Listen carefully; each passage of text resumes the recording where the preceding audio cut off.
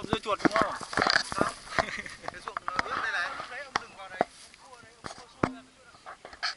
Tôi sợ là xuôi gió, nó vào cua. Tôi có nhìn thấy cái cờ gió ở đâu. Nguy hiểm.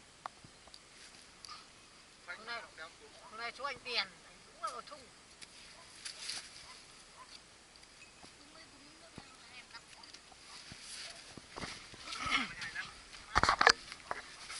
Quay đâu? Đâu? Phát hạ bên đấy à? Cao quá. Đấy là ở bên đây. Em còn trúng mạnh ở ruộng này. Giờ riêng bay lỗi như thế.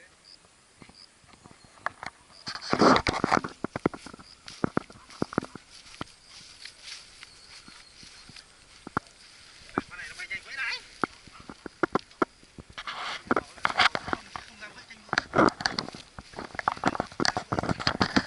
Lúc cất ra có vấn đề gì không?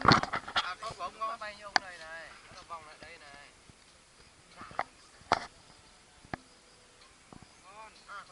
Ivan, thấy có camera là cứ đâm đầu vào camera rồi.